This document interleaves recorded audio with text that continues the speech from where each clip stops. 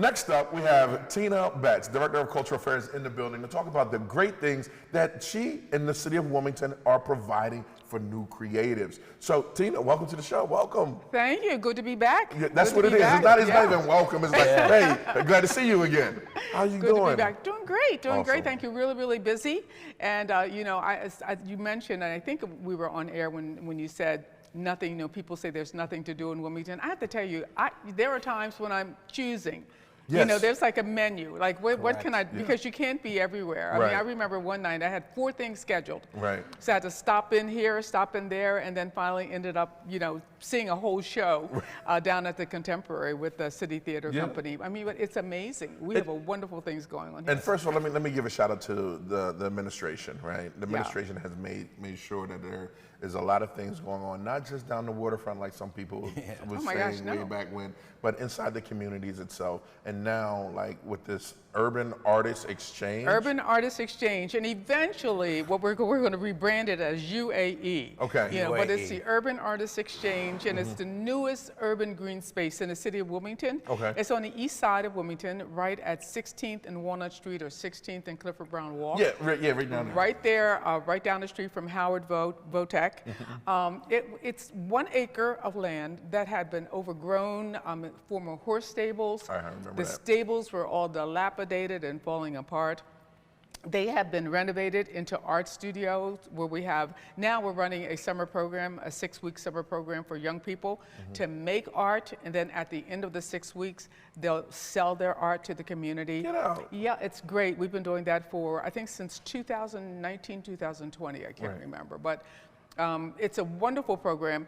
The difference, one of the big differences with the Urban Artists Exchange, because there are parks around the city of Wilmington, but this park will be constantly programmed. So there'll be live performances, artists there making art, youth being taught art and taught art making, and you know, so it's just constantly happening over there. It's not just a green space. It is that too. People could just come and find some respite, but there will also be ongoing program happening there. Well, that's amazing, and that's exactly what the city needs. That's right. You know, for the creatives and the youth. Yeah. So you did mention that you have programs currently ongoing. Yeah. What programs do you have that you can mention coming up in the near future where we maybe can get some people to come by and see what you have to offer?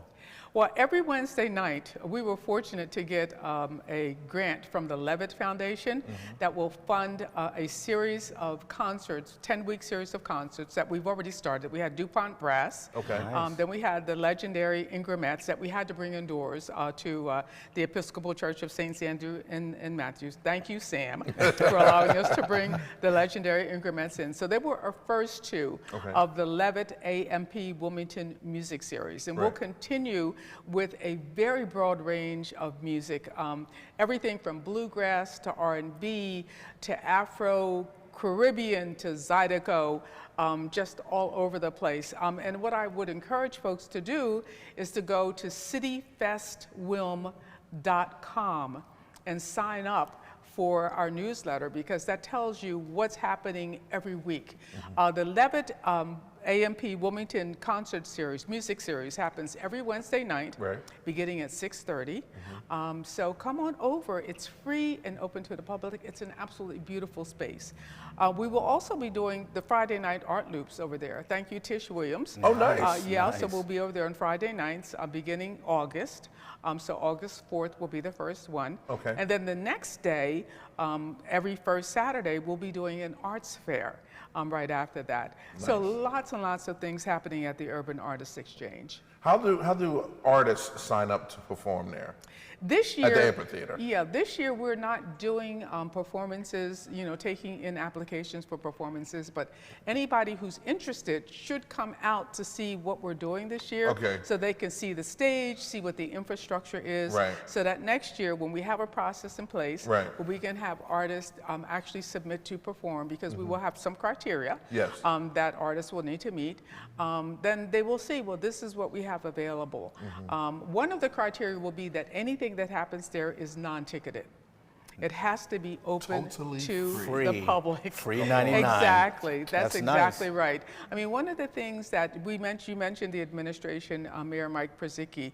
What he really wants to make sure happens is that anything that we do, especially at places like the Urban Artists Exchange, is totally accessible, that there are no barriers to access, especially to art space type of programming. Yeah. How did you come up with this idea? Because I have seen this in other cities and traveling. Was that your inspiration? About 12 years ago, when I worked for the Baker administration, a colleague and I went over to what was then the Urban Environmental Center that had for about 17 years been run by Dolores and her sister. And they were ready to move on. They wanted just to retire and to do something else. So there was this 1 acre parcel. Started looking around thinking, you know, how can we build on their vision for the site? Because they had always wanted to do something with the stables that were art-based. So we said, okay, well, how about if we do this? We'll do the stables where we can do some art making, we can do some teaching, some mentoring of young people. You know, be really, really good if we had an outdoor amphitheater. I'm not talking about like a little, you know, concrete platform. There's nothing wrong with that. But we wanted a stage that would accommodate, you know, a duo as well as a large symphony orchestra. And then we also wanted the grounds to be conducive to people, you know, finding some respite or you know, tapping in to their creative juices. And that's what we, you know, that's what we had the vision for. And as I said, that was 12 years ago. It stalled a little bit, but then when Mayor Przicki came into office in 2017, a lease was signed with CityFest Inc. And CityFest is a nonprofit that raises money to do things like the Jazz Festival and Artists Exchange. And then it took maybe 2-3 years for us to like really bring it into operation. And so 2 weeks ago, we opened it up. 2 weeks ago from when we're taping this. We opened it up with our first concert. We still have a little more work to do. We have some bridges to build. There is also an underground stormwater management system that is our environmental component of the project, and that mitigates the flooding that has happened in that area over and over again. So I mean, it's just a very complete project that is you know, very unique, not just for the city of Wilmington, but for the state of Delaware. I love it. Wow, that's amazing. So, as a creative, I want to thank you. You're welcome. You might get me on stage singing one of these days. No, I'm joking. But honestly, so you've talked about the inception. You've talked about what you're doing presently. Now let's talk about the future. What is your vision? Where do you see this going in the next couple of years? I like to see programming happening almost 12 months out of the year. You know, because sometimes, you know, in Wilmington, we shut down in the cold winter months. And I went to school in Boston and did, you know, was there, and, you know, winter there started on Easter. Well, no, I'm sorry, ended on Easter. It seems like it never ended, actually. I think it began in September and ended around Easter. So, you know, and life doesn't end, you know, because it's snowing outside. There are some really creative things that you can do all year round. So we'd like to see it programmed 12 months out of the year as much as possible.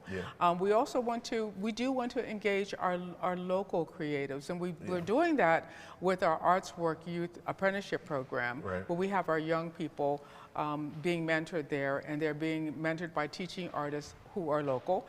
And also for the Levitt AMP Wilmington Music Series, we have the first half hour of the concert we present a local artist. So we're slowly getting into introducing the community to the space and all of the things that are happening there, and we want to continue to build on that in the future. What we don't want is to have this beautiful space with nothing happening there. So, and we are very open to ideas. If anybody has any ideas, you know, first of all, as I said, you'll get me, but the best thing to do is to go on to the cityfestwilm.com website and sign up for the newsletter. There's also an opportunity to leave messages. We're all over social media. You know, please contact us that way. And I'm just going to say this straight out. No negativity, okay? No negativity. We took this 1 acre parcel that was just getting started, so no negativity. All negativity I'm just going to Good vibes ignore, only. okay? Only good vibes. There you So go. we want positive, think good ideas that we can help make. TV, Mama Betz, we ain't calling her Tina. Thanks again for coming by, and you know Thank the you. rules. You have the key, so anytime that you want to talk about whatever's going on, you have the platform to do it. Thank you, Ivan. You got Thank you, Shaq. No, thank you. All right, next up, after this commercial break, we're coming back with Duffy Samuels, CEO of Duffy's Hope, another nonprofit, another capable superhero that's doing amazing things in, I'm gonna say it like this, in the hood. In the hood and beyond. And beyond. And There beyond. you go. That's right, Duffy. Duffy started with the softball first. It was Correct. softball, right? The celebrity softball fundraiser, and now it's basketball. Basketball. But I want kickball, Duff. The key thing is it's always about the community. Yeah, Right. and he's always been like that since I've known him since high school, G high all day, right? And right now. So shout out to Duff. We'll be right back after these messages, and then after that, get your beers ready, baby. Let's go. Beer Fest.